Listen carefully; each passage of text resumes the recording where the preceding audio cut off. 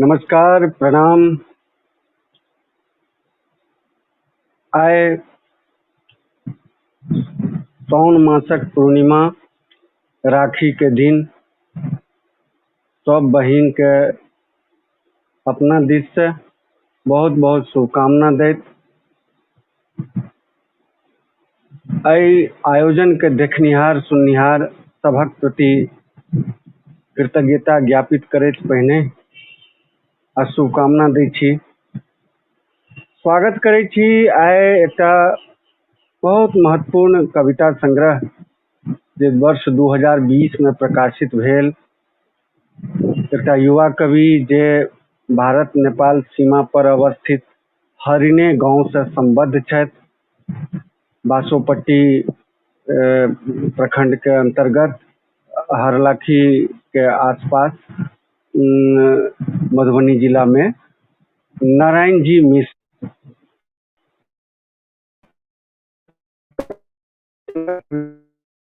प्रकाशित भेलन 2020 कृषि के विरुद्ध। पेंटाक्रेसी के विरुद्ध ई संग्रह अयला से पहिने हिनक 2 गोट पुस्तक प्रकाशित भ गेल छलनि हैं। 3 गोट, जैमें पहले तो हिंदी के एकटा गजल संग्रह आयल रहन मेरे चंदाशार, जे 2018 में आयल रहन। तकर बाद a reference book for class 10 English ई 2018 में आयल है। बच्चा सब मैट्रिक के बच्चा सब के लेल एकटा रेफरेंस बुक अंग्रेजी में हिनकर प्रकाशित भेल रहन। और तकर बाद फिर 2019 में हिनकर तो एलन मैट्रिक के बच्चा सब के लेल मैथिली में पुस्तक मैथिली कुंजिका ई 3टा पुस्तक हिनकर प्रकाशित भ गेल रहन। तकर बाद ई कविता में एला और कविता में पहिलुक संग्रह हिनकर एलन पेंटाक्रेसी के विरुद्ध।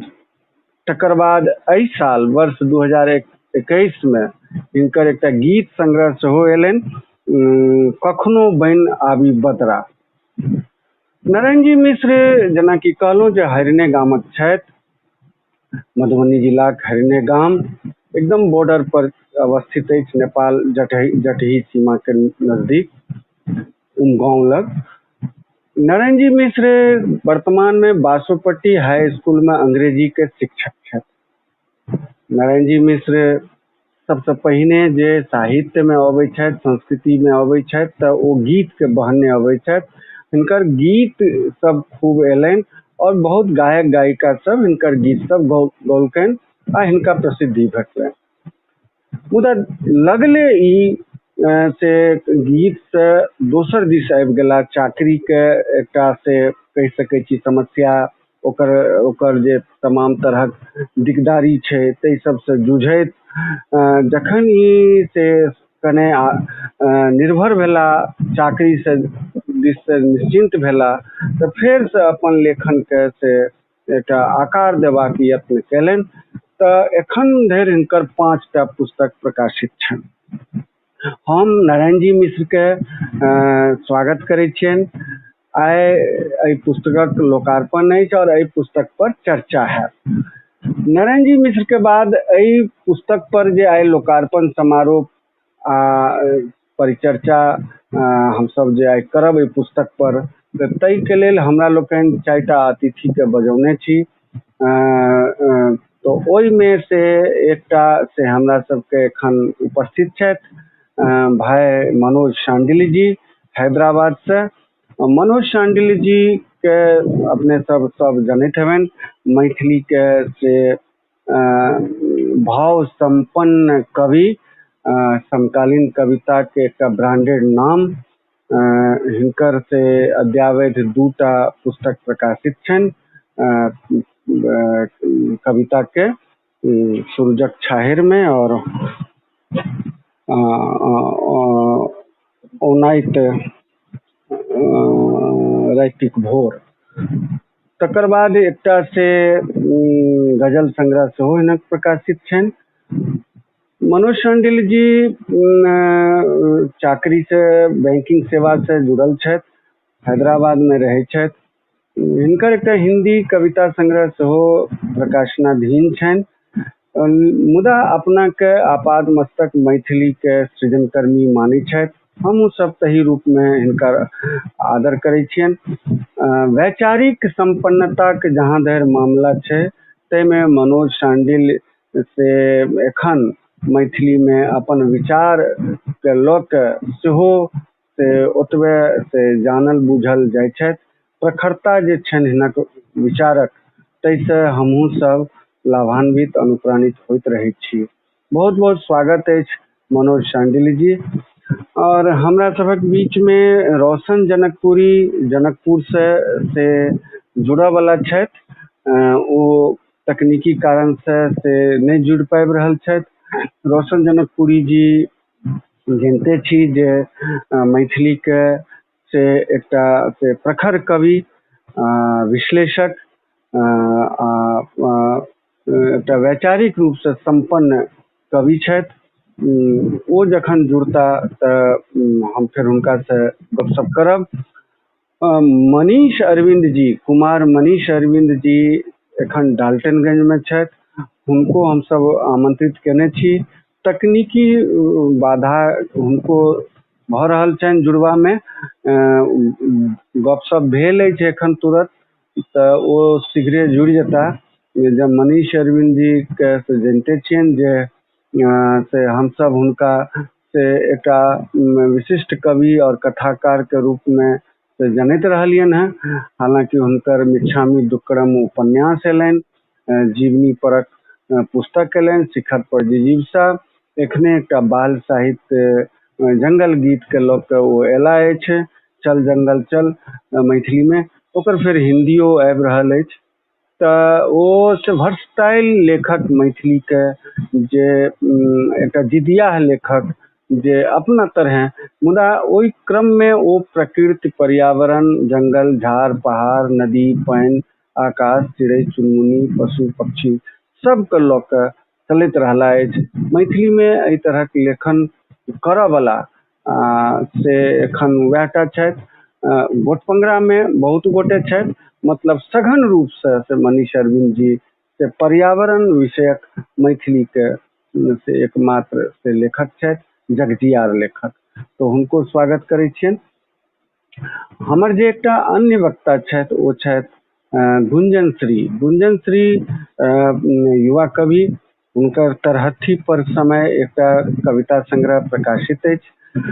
गुंजन श्री के से एहिसँ पहिने अपना सब से देखैत हैब जे ओ बतौर होस्ट, मॉडरेटर विभिन्न कार्यक्रमक ओ करैत रहला अछि। मुदा आइ तकनीकी सुविधा उपलब्ध करबाक संग संग ओ आइ अपन वैचारिक पक्ष सबसे एहि पुस्तकक मादे सेहो हमरा सबके जनतब देता। गुंजन के से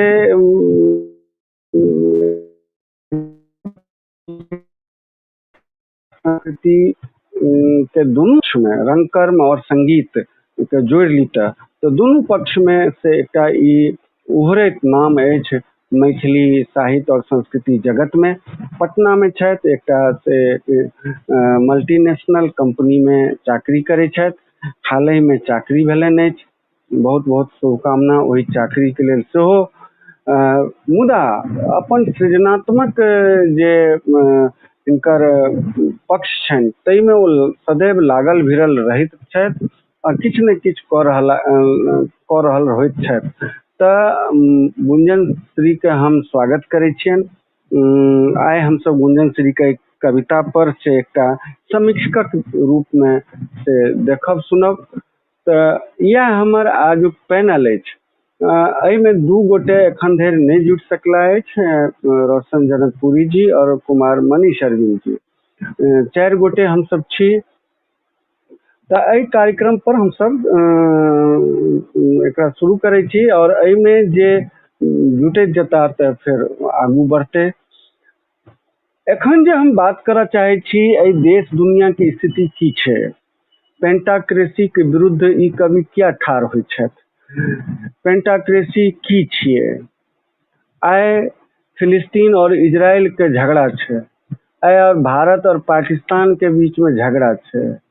उम्हर कुवैत, सीरिया, सूडान सहित विश्व के अनेक देश युद्धरत स्थिति में छै और एहि सभक समाधान के लेल संयुक्त राष्ट्र संघ के गठन भेल छलैया 1945 ईस्वी में 24 अक्टूबर के।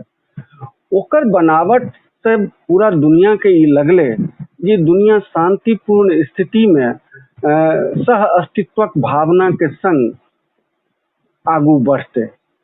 मुदा दोसर विश्व युद्धक बाद जखन ई 1945 में ई संस्था गठन भेलै तऽ एकर एहि तरह से गठन भेलै जे एहिमे 5टा देश के विशेषाधिकार देल गेलै।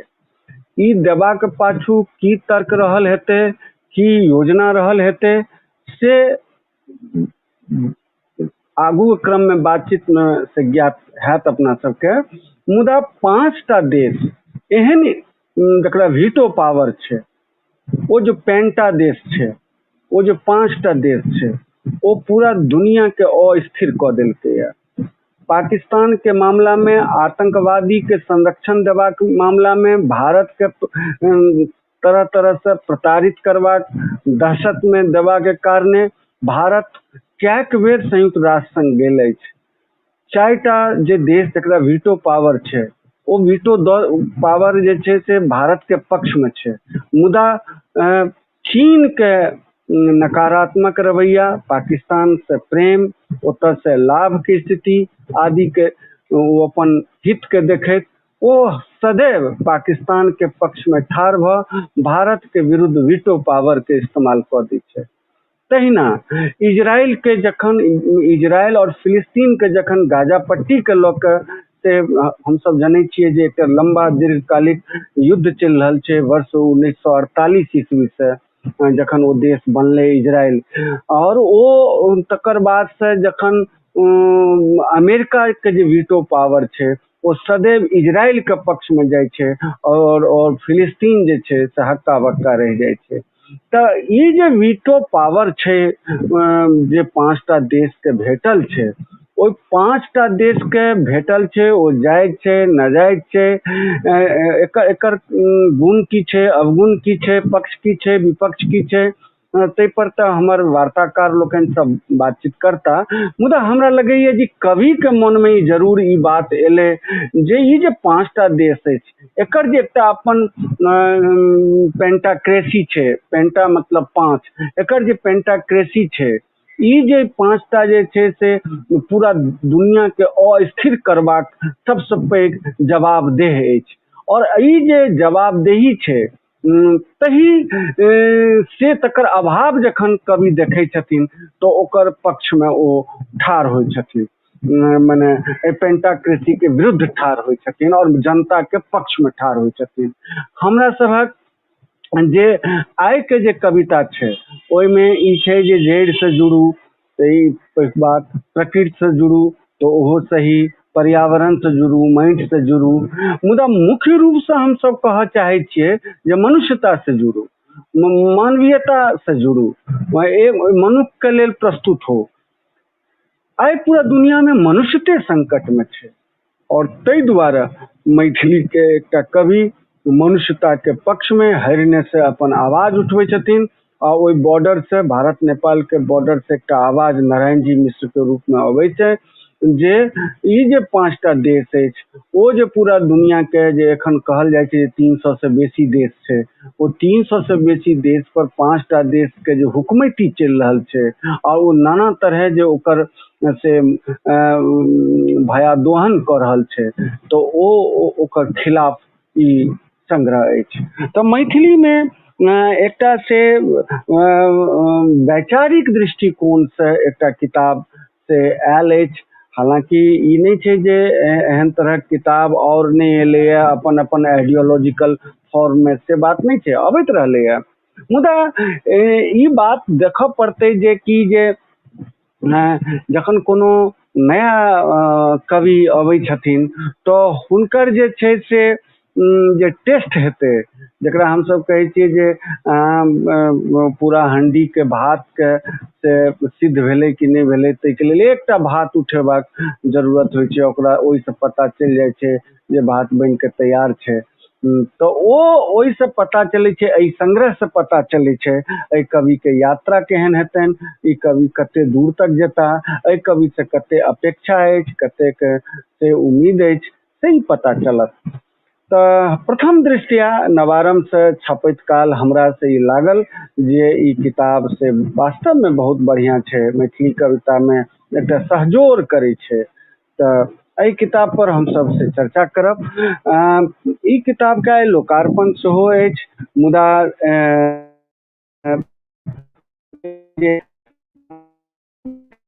समय हम नहीं पहुंचा सक, अनेक तरह के व्यवधान सब होइत गेले। तो नारायण जी मिश्र से आग्रह करे छियनि जे ओ किताब से हाथ में लेत और सबसे पहले हमर दर्शक लोकनि के और हमर वार्ताकार लोकनि के किताब से देखा के से लोकार्पण करथि। एहिमे से एकटा से गीत संग्रह सेहो अछि, कखनो बनि आबी बदरा, तो ओकरो लोकार्पण भऽ रहल अछि। और हिनकर पेंटाक्रेसी के विरुद्ध एहि किताबक लोकार्पण भऽ रहल अछि। ई किताब दूटा हिनकर अछि। एकटा जे किताब अछि से ई अछि से कखनो बनि आबी बदरा, ई गीत संग्रह अछि। एहिमे से गीत जे अछि से एहन गीत सब अछि जकरा गायक लोकनि गाबि तऽ सकैत छथि, मुदा एहिमे से शास्त्रीयता और की कहे छै माने आधुनिकता और नवता आदि के ध्यान रखैत साहित्यक पुट देल गेल छै। तो एहिमे से एकटा साहित्यिक गीत के एकटा से संग्रह अछि, जाहिमे एना राखल गेल छै जे एकरा से बहुत गायक लोकनि के से क्लिष्ट नहीं बुझना जाइन, तो तकरो ध्यान राखल गेल छै। तो से अछि। और ई किताब जे अछि पेंटाक्रेसी के विरुद्ध से ई कविता संग्रह छी, नवारम से 2020 में ई आयल छल। 200 रुपया दाम छै। ई लेखक से किनल जा सके छै और नवारम से तो किनल जाइए सके छै। जिनका ई किताब चाही से एखनो ई देखैत काल से अपन एड्रेस पठा देवे, 200 रुपया से एकर दाम छै। आइ जे अगर ऑर्डर करबे तो से डाक खर्च से हम चाहब जे अहाँ के नहीं लागे, वही में बहुत जाए 200 टका में। तो से हम आगू बढ़ी और अपन मनीष अरविंद जी और रोशन जनकपुरी जी के से ज्यादा प्रतीक्षा करी। तो तै से पहले हम कवि नारायण जी मिश्र से आग्रह करे छियन जे अपन एकटा कविता से पढ़ैत प्रस्तुत करैत, ता हमर से दर्शक लोकनि के सेहो था लगतन जे एहि कवि के रेंज की छै। नारायण जी मिश्र।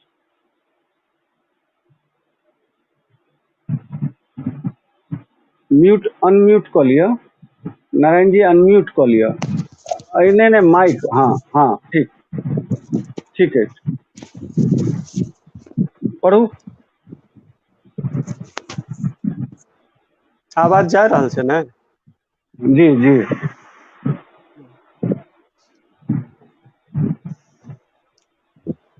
हम एहि संग्रह के एगो कविता लऽ रहल छी जकर शीर्षक छै मौगतिक मुहान पर।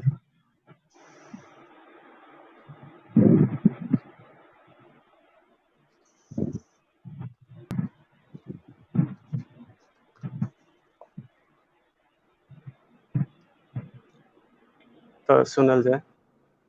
मौगतिक मुहान पर बारूद में आकंठ डूबल, बिसरि गेलहुँ हम सब हितक तात्पर्य आ कल्याणक अर्थ।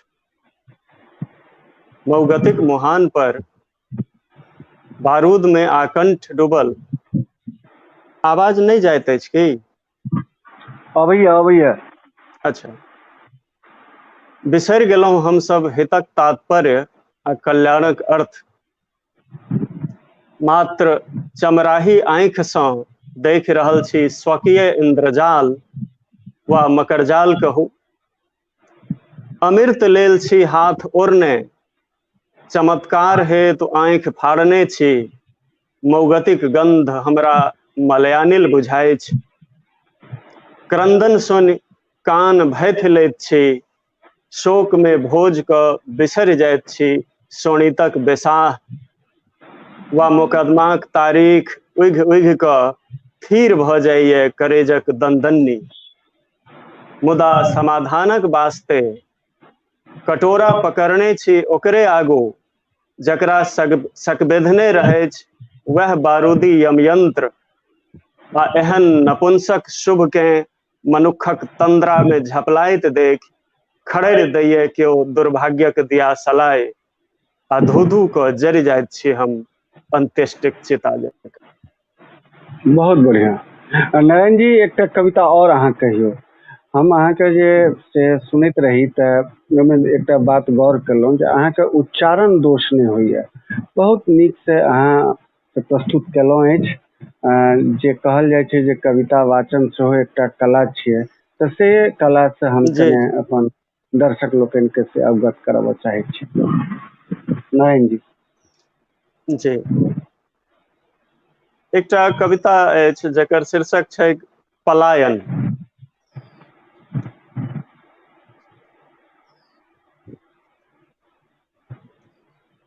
अदौ सँ पलायन कऽ रहल अछि लोक, अदौ सँ पलायन कऽ रहल अछि लोक, बाघ सिंह आ दावानल सँ भगैत लोक, पहिने पड़ैत छल पैर बलें, आब मशीन सँ भगैत अछि। ओ आदिम अन्हार जंगल छोड़ि पैसि गेल छैक लोकक माथ में, आ पड़ैते जा रहल छैक लोक सगरो संसार। पलायनक यह वृत्ति बनौलकै साम्राज्य आ उपनिवेश, स्वामी आ सेवक, स्वतंत्र आ परतंत्र, ऊंच आ नीच आ एक एकटा द्वंद्व। मुदा ई वृत्ति नहि थमलैए, आइयो पलायित भऽ रहल छैक गाम आ गरीब शहर देश, आ शहर कऽ रहल छैक पलायन विदेश देश। Swiss bank, wall street, NASA आ सिलिकन वैली देश भागि रहल छैक पेट, माथ आ हाथ। मूलाधार पर अटकल उघरा पमार कैने जा रहल छैक थलखिचार, आश्रय में पहुँच मोइक दैत छैक पुनगैत चेतना दिना दृष्टि। आजुक अंगुली माल के ठहराबैक लेल नहीं छैक ठाढ़ कतौ कोनो बुद्ध।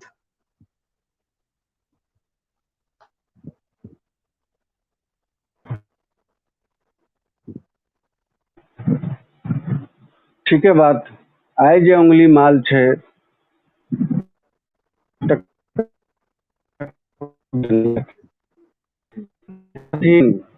बुद्ध छथिन से कविता के फॉर्मेट में असंख्य कवि अपन अपन वैचारिक से पक्ष के संगे उंगली माल सभक सामने में ठाढ़ छथिन। कहल जाइ छै जे जखन से चारिम स्तंभ से ई छल जे कहल जाइ छलै भारत में जे तीन टा जे ओकर से महत्वपूर्ण अंग छै, ताहिमे चौथा खंभा जे रहे से पत्रकारिता रहे।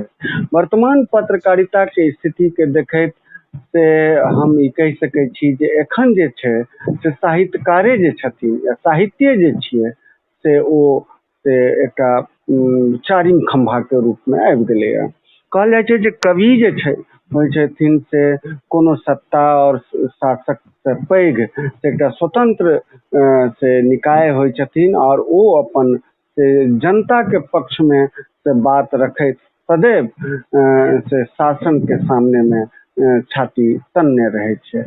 तऽ हमरा सब तऽ अपना के ओही परंपरा में मानै छियै जे परंपरा बुद्ध के परंपरा छियनि, और जे परंपरा विद्यापति के सेहो छियनि।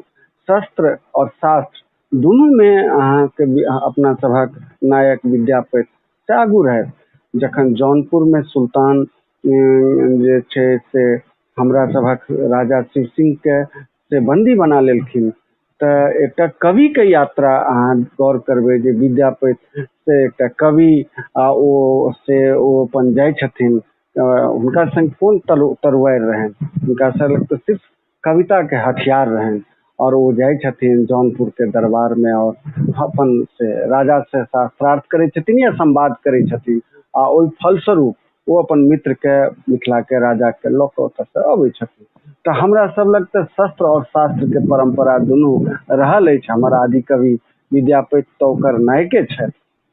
अस्तु, मनीष भैया से जुड़ गेला अछि। मनीष भैया, कुमार मनीष अरविंद जी जेना कि हिनकर परिचय में कहने रही से हमरा सभक ई जंगल पुरुष छथि। हिनकर साहित्य में से मने यथेष्ट ऑक्सीजन अछि, पूरा पर्यावरण अछि।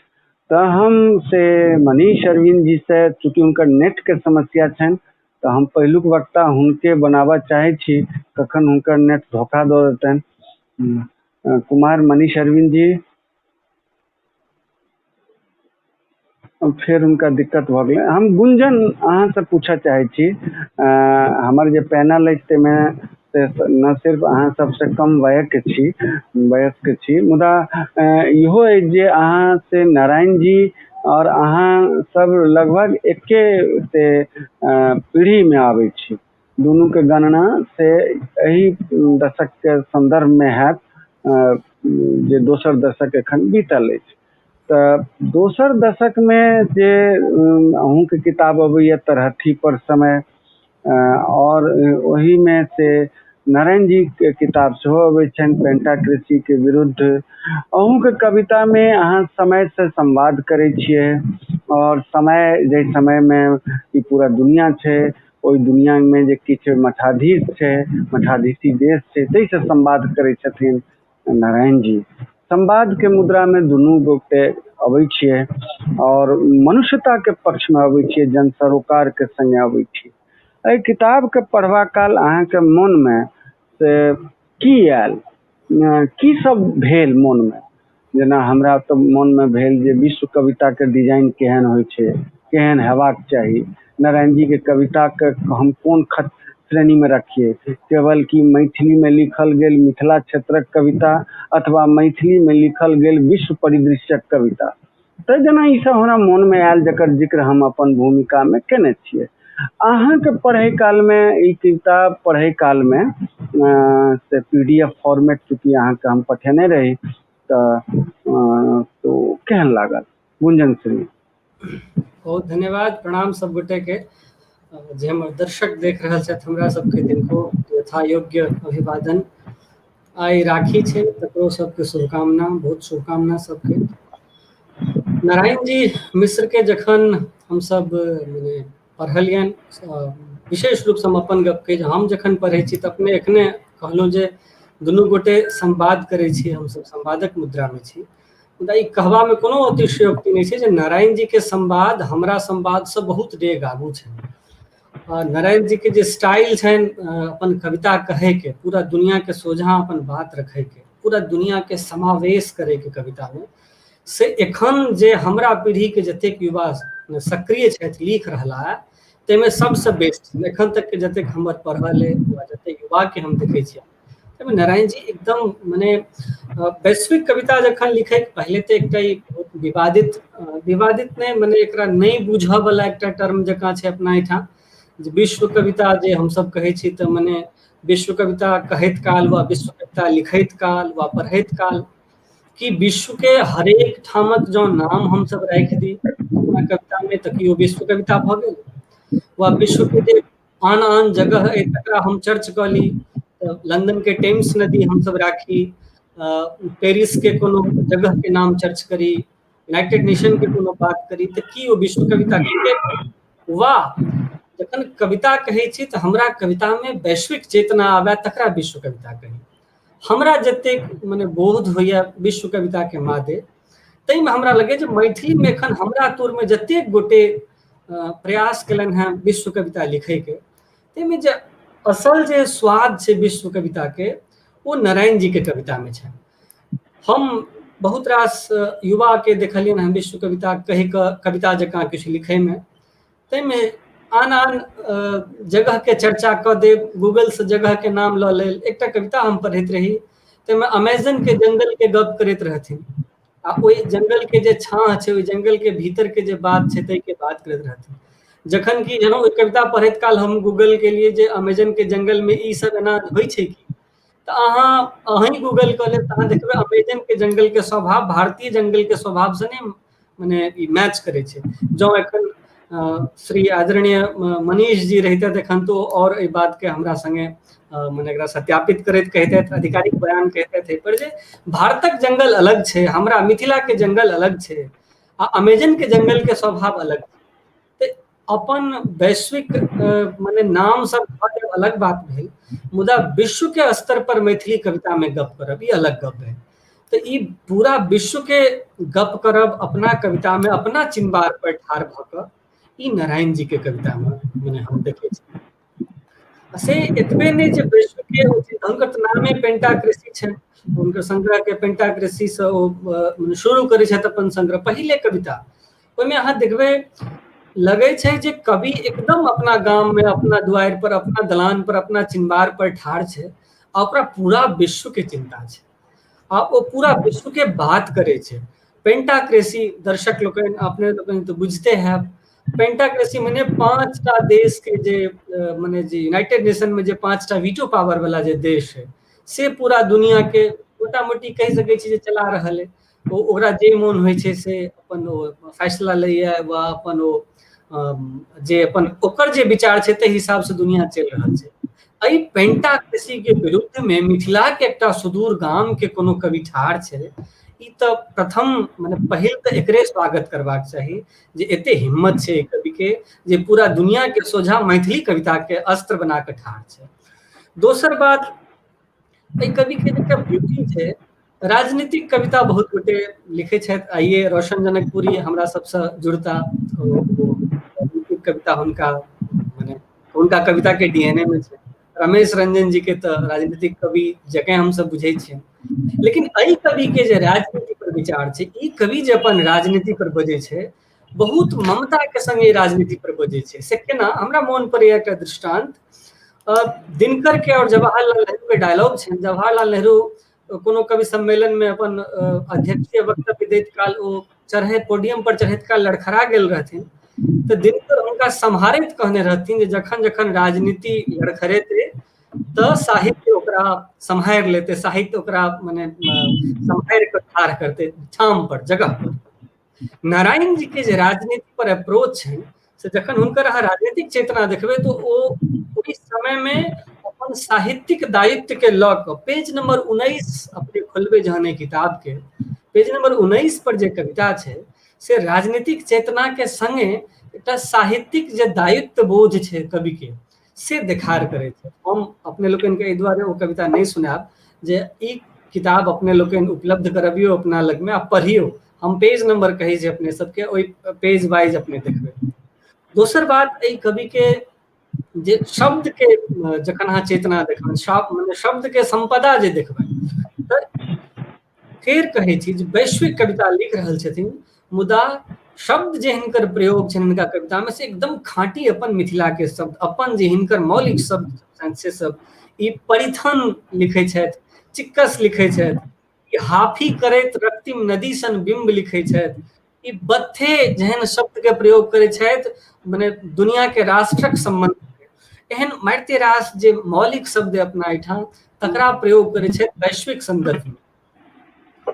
ओकर बाद अपने जहन हिनकर देखबनि बिंब विधान पर जे गप करबै तऽ कहबे केलहुँ जे बिंब विधान में बहुत प्रयोग करै छथि बिंब विधान, तऽ अहाँके लागत जे मौलिक बिंब विधान छै। मौलिक बिंब विधान कहै के मतलब एहन नहीं छै जैसे पहले क्यों नहीं केने छै वा ई कतौ से माने नहीं देखने होतन या अहाँ लोकनि नहीं देखने हैब, लेकिन हिनकर जे प्रयोग करे के स्टाइल छनि बिंब के से लगे छै खाँटी मैथिल कवि प्रयोग कर रहल है अपना बिंब के। कहबे केलहुँ एकटा उदाहरण छनि जे ई लिखै छथि जे हाफी करैत रक्तिम नदी, ई पेज नंबर 24 पर जे कविता 34 पर जे कविता है तकर एक कविता में प्रयोग ई बिंब छै।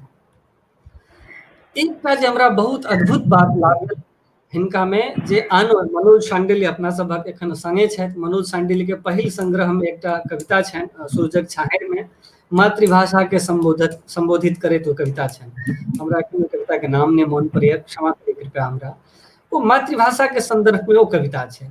फेर अपने जहन आगू बढ़बै तऽ विद्यानंद झा जी के दोसर कविता संग्रह जे छनि ताहिमे एकटा मातृभाषा संबंधित कविता छनि जाहिमे ओ कहै छथिन जे हमरा कोनो जहन शब्द के अर्थ नहीं खुजैया तऽ हम अपना माय के पूछै छियनि आ ओ ओकर जवाब दै छथि, तेँ ने एकरा मातृभाषा कहल जाइया।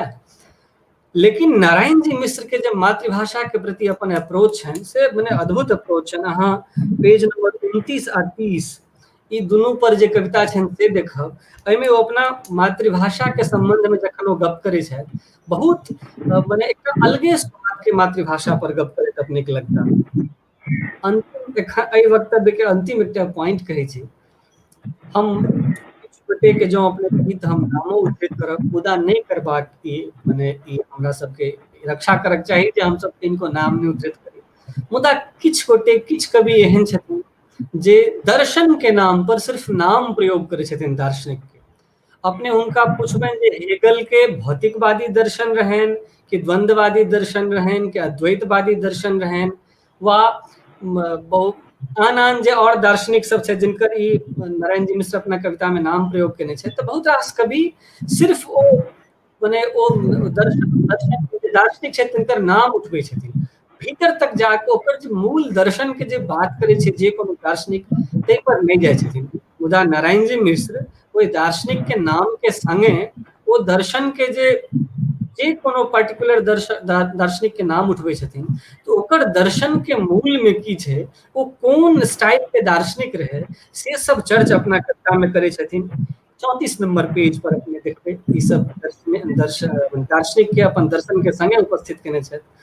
बहुत आह्लाद होइया ई कहैत जे एकटा प्रायः हुनकर पहिल कोनो कार्यक्रम छनि जाहिमे ओ हुनकर पोथी लोकार्पण होइ छनि, ओ पब्लिक के सोझा छथि, मैथिली के दर्शक मैथिली के पाठक के सोझा छथि। तो नारायण जी मिश्र के ई मने कने देरी से जरूर एला, मुदा बहुत सटीक रूप से, बहुत बेहतरीन ढंग से आ बहुत गंभीर उतेरी के कविता में, ई मैथिली कविता में, मैथिली के युवा कविता में, कालीन कविता में नारायण जी मिश्र ठाढ़ होइ छथि। हम पुनः निवेदन करब दर्शक लोकनि अहाँ से ई संग्रह जरूर पढ़ी, एकटा नव स्वाद के संग्रह छै। ई एहि दुआरे नहीं कहि रहल छी जे आइ हिनकर लोकार्पण छनि तऽ आइ मने जकरे मने मूड़न छै तऽ मूड़ने के गीत हेबाक चाही, ताहि दुआरे नहीं कहै छी। हम ई जिम्मेदारी कहै छी, हम ई बुझि कऽ कहै छी जे मने भूमिका लेखन वा लोकार्पण में उत्तर क्रम के गप करक चाही, मुदा जाकि ई सह पुस्तक परिचर्चा सेहो छै तऽ हम पूर्व क्रम के गप करैत सेहो कहै छी जे हिनकर ई कविता संग्रह पढ़ी। आ तरहथी पर समय के संगे जे एकटा कंपैरिजनल स्पीच देने छलाह हमर उसका मॉडरेटर, तो हम ई मने हर्ष पूर्वक ई कहै छी जे हमरा कविता से बहुत आगू के कविता नारायण जी मिश्र लिखै छथि, आ हमरा हिनका देख कऽ स्नेह जनित ईर्खा होइया जँ हमर अगिला संग्रह आबए तो हम हिनका हिनकर बाँहि पुरि सकी, हिनकर समकक्ष अपन कविता के ठाढ़ कऽ सकी। आ हम ई आह्लाद पूर्वक कहै छी जे नारायण जी मिश्र मैथिली कविता के वैश्विक चेतना के स्तर पर मने बहुत सुदृढ़ रूप से एकटा नीक प्लेटफॉर्म आ उचित आ उच्च प्लेटफॉर्म पर ठाढ़ केलाह। बहुत शुभकामना प्रेषित करै छियनि अपन ई बाँहि पुरे वाला अपन ई युवा अपन ई संगवाहि कवि के स्वागत करै छियनि, जाकि अक्षर ब्रह्म होइया। अपना एहिठाम एकटा सूत्र छै अपन दर्शन में, भारतीय दर्शन में जे देखबै तऽ एकटा सूत्र छै अथातो ब्रह्म जिज्ञासा, माने शब्द जाकि ब्रह्म होइया आ सूत्र छै अथातो ब्रह्म जिज्ञासा, तो जकरा जिज्ञासा हेतै से ब्रह्म के तैकी लेतै। ओनाहियो ब्रह्म सबके उपलब्ध होइ नहीं छै, आ भभूति के श्लोक एकरा मने संपुटे जकाँ लगबैया जे हम तकरा लेल लिखै छी जे हजारों वर्ष के बाद हेतै और हमरे समान धर्मा हैत, हम तकरा लेल लिखै छी। तो नारायण जी मिश्र अहाँ के बहुत स्वागत एहि अक्षर ब्रह्म के दुनिया में, बहुत शुभकामना, बहुत आह्लाद पूर्वक स्वागत करै छी। अजीत आजाद। धन्यवाद गुंजन जी। एखन जे हमसब गुंजन के वक्तव्य सुनैत रही तऽ एकटा भेल जे से कते आपकता से कतेक से विनम्रता से अपन बात कहैत अपन अपने कालखंडक अपने पीढ़ी कवि के ओ अपना से श्रेष्ठ मानै छथिन। ई जे सदाशयता छै, ई जे विनम्रता छै, ई से देखबा में से बिरले अबै छै। ई से हमरा सबके पीढ़ी में या ओइसे सीनियर पीढ़ी में से सेहो देखऽ में अबैत अछि, मुदा एकरा आर सघन हेबाक चाही। हमरो लगैत अछि जे ओनाइल रातिक भोर से सूरजक छाहरि जे हिनकर कविता संग्रह छनि मनोज शांडिल के, ताहिसँ नीक छनि ओनाइल रातिक भोर। और ओनाइल रातिक भोर जे छै से पेन ड्राइव में पृथ्वी से बढ़िया छै, अथवा हमर कविता संग्रह से बढ़िया छै ई लगैत रहैया। लेकिन की होइ छै जे कएक बेर एहनो होइ छै जे कवि सब अपन भावना के से व्यक्त करबा में से कपैत लै छथिन और कपचप के पाछू एकटा भऽ सके इहो कारण रहल होय जे एकर से हम जे श्रेय दऽ रहल छियै या हिनका जे ई कहि रहल छियनि जे ई बहुत बढ़िया हमरा से कवि छथि, तो कहीं बाद में से हुनकर अपने लेखन ने प्रभावित भ जाइन और वो कहीं अहमन्यता के शिकार भ जाए। तो इहो सब लागल गुंजन जे छै से बहुत सहजता के संगे बहुत विनम्रता के संगे हिनकर से मान बढ़ौलखिन हैं नारायण जी मिश्र के। मुदा एहि के संगे इहो कहब जे तरहथी पर समय एकटा अपना समय के एकटा महत्वपूर्ण संग्रह अछि, ओकरा पढ़ल जेबाक चाही। हर कवि लग अलग अलग बीट होइ छै, जै बीट पर ओ बेसी मजबूत होइ छै। पत्रकारिता में हम सब ई देखैत रहिए कि जे कियो हम सब पत्रकार के कियो ककरो रेलवे के बीट दऽ देलिए, ककरो थाना के बीट दऽ देलिए, ककरो से सचिवालय के बीट देलिए, ककरो से खेल के बीट देने छिए, ककरो से लिटरेचर के बीट छै। तो सब अपन अपन बीट में से एकटा से स्पेशलाइजेशन ओकर भ जाय छै। मुदा फिर वह पत्रकार के दोसरो बीट में अगर कोनो कारण से जाय पड़े छै तो ओतऽ से ओ खाली नहीं आबै छै, किछ लइए के अबै छै। मुदा एकटा स्पेशल सब्जेक्ट होइ छै। सिलेबसो में हम सब एमए में देखे छी जे अहाँ के स्पेशल की छलै, तो मैथिली में बहुत गोटे के स्पेशल रहै छनि विद्यापति, तऽ किनको रहै छनि हरिमोहन झा, किनको कोनो लेखक। तो स्पेशल जे छै से एकटा होइ छै इंटरनेशनल लेवल पर जे समस्या छै से नारायण जी के से एकटा से स्पेशल छै, लेकिन ओहि के संगे मनुष्यता स्पेशल छै। ह्यूमनिटी लेवल पर ई बात करै छथिन। समाज में जे कतौ विचलन छै, कोनो मुद्दा पर अगर कतौ हुनका लगे छनि जे एतऽ से ठहकक चाही, एतऽ कने से एकटा खखास देबाक चाही, तऽ ततऽ ओ खखास दै छथिन। हम चाहब जे एहि संग्रह के जे पहिलुक रोशन जनकपुरी भाई आबि गेल छथि, बहुत बढ़िया स्वागत भाई। अहाँ के परिचय हम देने रही और उम्मीद करैत रही से अहाँ आबि जाओ। आइ बरखा बुन्नी सेहो भेलैया और से हमरा दिसन सेहो भेलैया, मधुबनी परिसर में बरखा भेलैया, ओहू कारण से नेट कमजोर छै और संभवतः जनकपुर साइड में सेहो बरखा के बुन्नी के प्रभाव रहल होय तो अहाँ के नेट में दिक्कत भेल। तथापि भाई हम एतऽ से कविता सुनबै छी और रोशन जनकपुरी जी के वक्तव्य लेब। ओहि से पहले हम चाहब नारायण जी के जे एहि संग्रह पहिलुक कविता छै जे पर एहि किताबक नाम ठाढ़ छै, पेंटाक्रेसी के विरुद्ध, ओ कविता के पाठ करैत हमर दर्शक लोकनि के लेल हमर रोशन जनकपुरी ता से कनि जिराई छथि।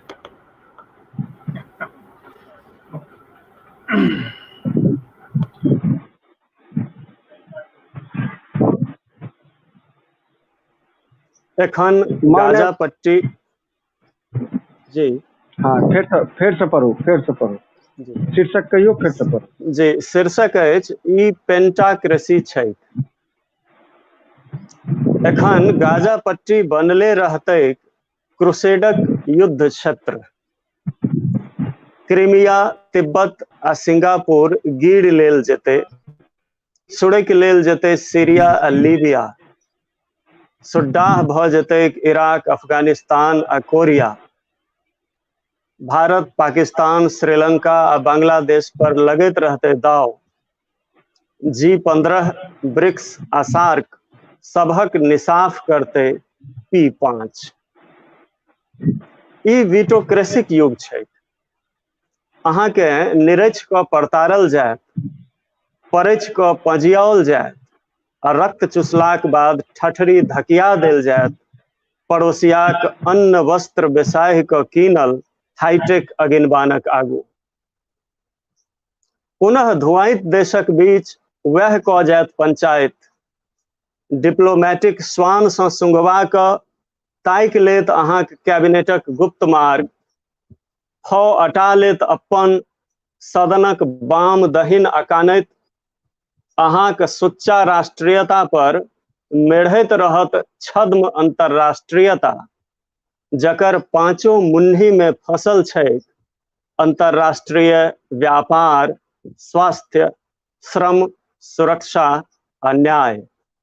बुझल नहीं अछि ई पेंटाक्रेसी छै। जी अपन से मैथिलीक से एकटा प्रखर कवि, वैचारिक कवि, विश्लेषक, समीक्षक, आलोचक, अनुवादक आ विश्व साहित्यक अनेक पाठ पढ़निहार रोशन जनकपुरी जी के से आमंत्रित करै छियनि अपन एहि पोथी पर बात रखबाक लेल। हाँ, सबसे पहले सब गोटे के प्रणाम। देरी भेल कि अहिना छै, देखै छी 46 मिनट बीत गेलै जखन हम एहिमे प्रवेश कर रहल छी। सबसे पहले तो अचित भाई के धन्यवाद दियनि जे हमरा एकटा बहुत नीक कविता संग्रह पढ़ऽ के अवसर देलनि। परिपक्व कविता सब में से यद्यपि अंत के किछ कविता में किछ कछकू जगह किछ बुझाई छै, तथापि वहू में कवि अपन वो कही छै सिग्नेचर एग्जिस्टेंस से वो कविता सब में छै।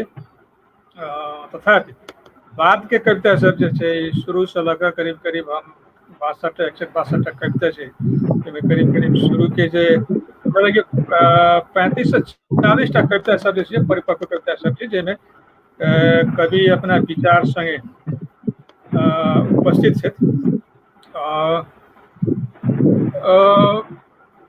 ई कविता सब हमरा लेल एकटा सुखद ई की रहल कि अखन तक जे कविता सब एकटा संकीर्ण घेरा में जे मैथिली कविता सब अधिकांश कविता सब जे घेराल छलै, मैथिली कविता के समस्या एकटा की छै कि या तो पूरा वायवीय भऽ गेल छै या तो पूरा एकदम पाताल जेबी भऽ गेल छै। दूटा स्थिति जे छै एकटा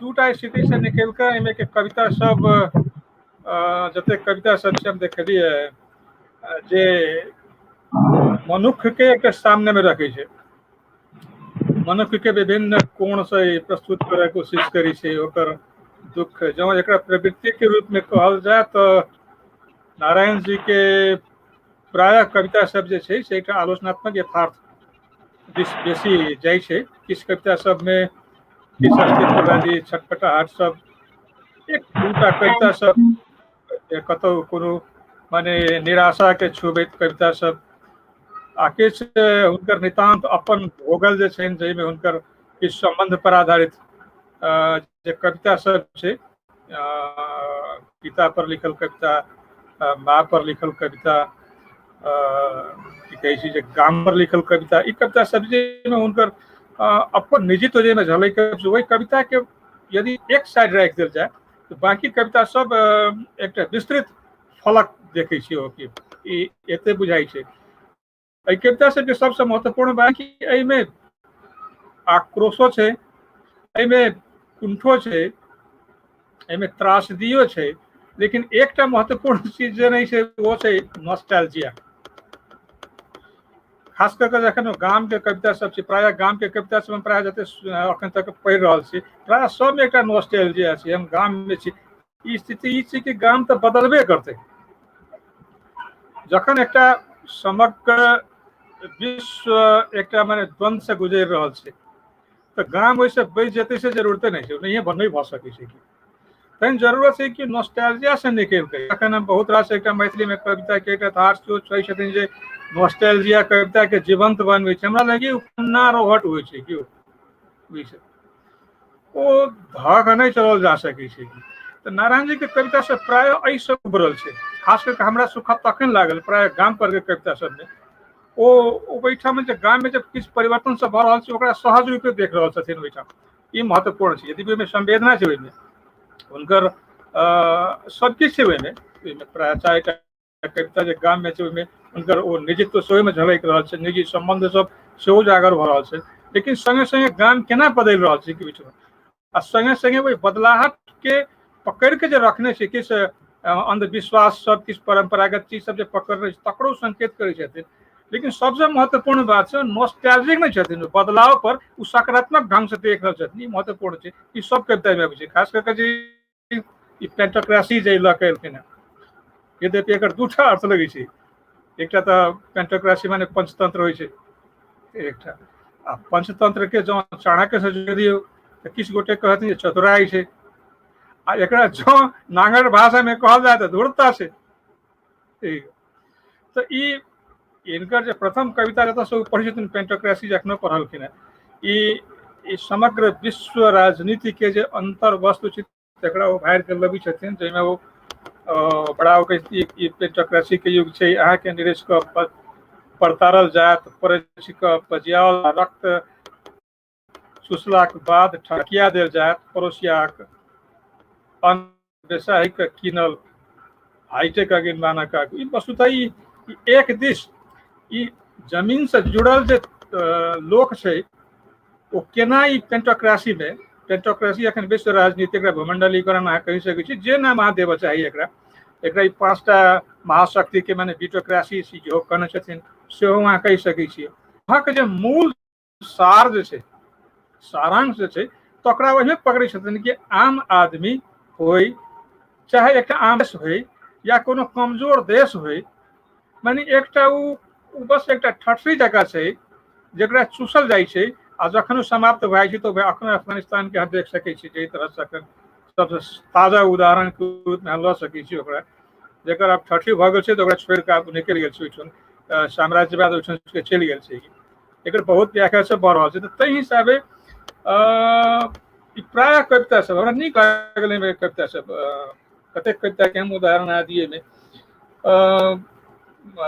तऽ ई प्राय हरेक कविता कवि अपन उपस्थित छथि आ संगे संगे दिन दुनिया के बात सब कहै छै। हमरा पहिल बेर प्रायः एकटा धार से फरक चीज सब बाजि रहल छै बस एकेटा हमरा दृष्टिकोण से जँ देखल जाय तऽ ई कविता यथार्थ के आलोचना तऽ करै छै लेकिन ई आलोचना के दिशा की हेतै वही प्रश्न पर जाकर अव्यक्त भए जाइ छै। ई शायद ई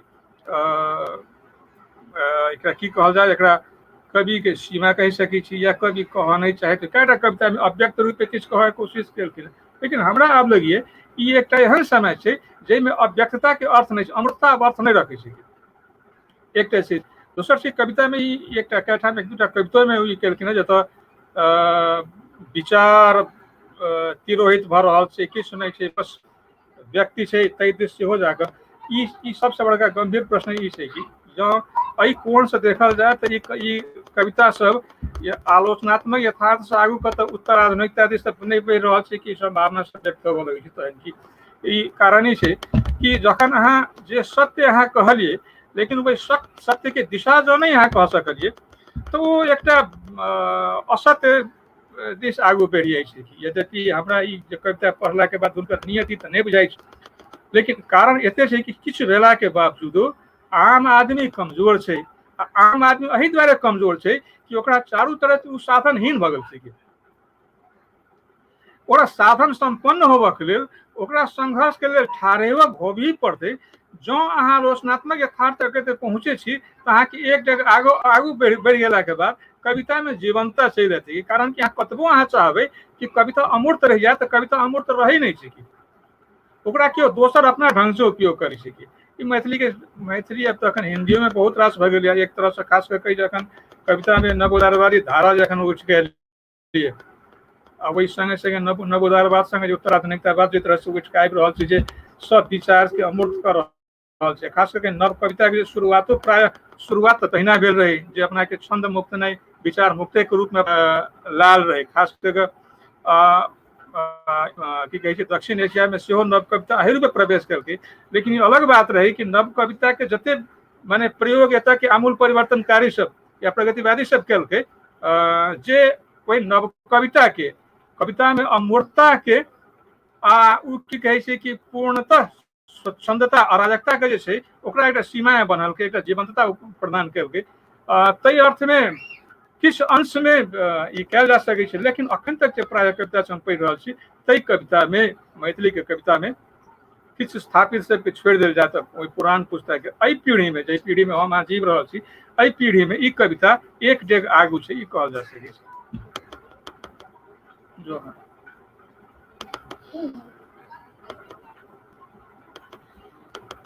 हाँ जी, कहै एखन छथिन एतबे बात में नारायण जी एकटा बहुत विलक्षण भूमिका अपन किताब में लिखने छथि, अपन पक्ष रखने छथि एही किताब में।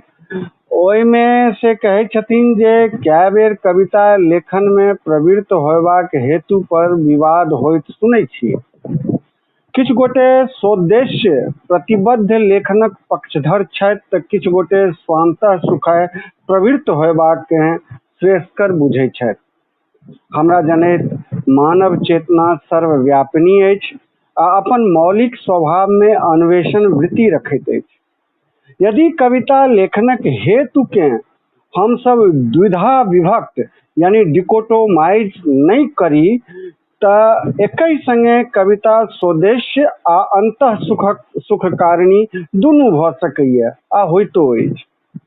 वस्तुतः स्वान्तः सुखाय प्रवृत्ति अथवा स्वोद्देश्य प्रवृत्ति मात्र एक गोट प्रस्थान बिंदु बनबैत अछि आ तकर बाद रचना प्रक्रिया स्वयं सर्जक के विरेचन प्रभाव से यानी कैथेरेटिक इफेक्ट से आनंदित करैत अछि।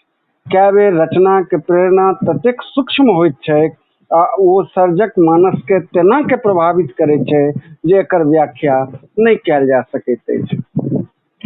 तऽ हिनका से जखन हम सब कवि से सुनब तखन एहि बिंदु पर बात करब, मुदा अहाँ जतऽ व्यक्त और अव्यक्त के से बात केलियै यऽ तऽ ओहिमे से कवि के अपन पक्ष हेतनि, मुदा एकटा पक्ष जे अहाँ पकड़लियै यऽ, जे अहाँ बुझलियै यऽ, ताहिसँ से हमहूँ सब सहमति रखै छी। कएक बेर एहनो होइ छै जे कहल जाइ छै जे कोनो कवि लग से एकटा कविता के सामग्री से दुनिया के हर व्यक्ति लग रहे छै, माने एकटा किताब जोग सामग्री दुनिया के हर व्यक्ति लग छै। तऽ कवि के जे परीक्षा या कोनो लेखक के, उपन्यासकार या कथाकार के परीक्षा जे होइ छै असल में दोसर संग्रह से होइ छै। ओ चीज जे छै से ओकर अबै छै। पहिलुक जेना कि कहलहुँ जे हमर जे पहिलुक कविता संग्रह रहे कि गुंजन के कि मनोज जी के, ओ ओते सामग्री तऽ रहिते छै। ओ तऽ से 20 साल 25 साल के अवस्था में लोग कविता में से प्रवृत्त होइया, पुस्तक के संगे प्रवेश करैया, तो 20-25 साल के जे ओकर जे छै से कच्चा माल जे छै से ओतऽ तक अबै छै। ओकर परीक्षा होइ छै दोसर किताब से। जखन एहि कवि के दोसर संग्रह हेतै तखन भऽ सकैया जे तखन हिनका लग से और मैच्योरिटी एतनि और कहबाक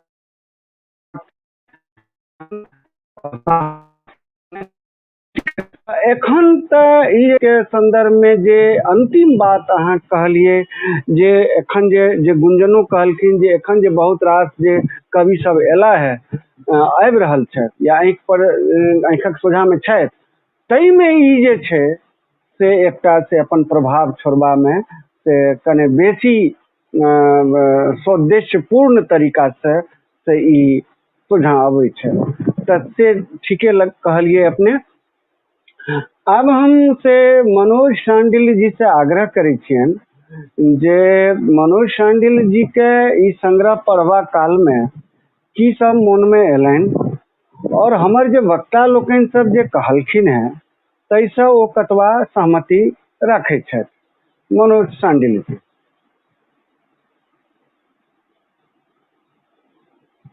वक्ता लोकनि के एवं जे जतऽसँ ई आयोजन के एखन देख रहल छथि सब गोटा के हमर यथोचित नमस्कार प्रणाम।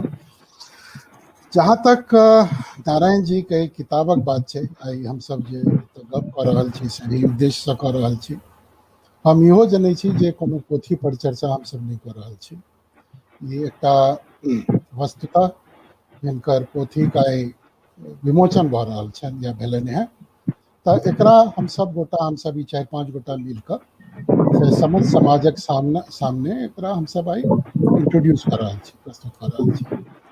तैं शुरू से लक अंत तक प्राय 62टा कि 64टा कविता छन ई पोथी में, ताई से अद्योपांत ओहि पर हम सब गप नहीं करब, किछ वानगी जरूर प्रस्तुत करब जैसा जे 61टा कविता छै, 61। ठीक। तो जे हमर श्रोता दर्शक लोकनि छथि तिनका सबके किछु स्वाद लगनि, किछु एहि पोथीक संबंध में किछु पता चलनि, जाहिसँ हुनका सबके एहि किताबके हस्तगत करऽ में किछु मदद भेट सकनि, ताहि उद्देश्य लऽ कऽ हमसब एखन एतऽ गप कऽ रहल छी। तहन आब ई विषय अब ये जे कविता सब पढ़ि कऽ हमरा केना लागल या केहन लागल। तो एकटा इहो होइ छै जे आइ काल्हि के समय में जे अब अहाँके वक्ता बना देल गेलै एकटा कोनो आयोजन में, तऽ अहाँ लग आब कोनो उपाय नहीं है, अहाँके पढ़े पड़त, नीक लागै बेजाय लागै पढ़े पड़त आ तकर बाद जे छै से बाजहे पड़त।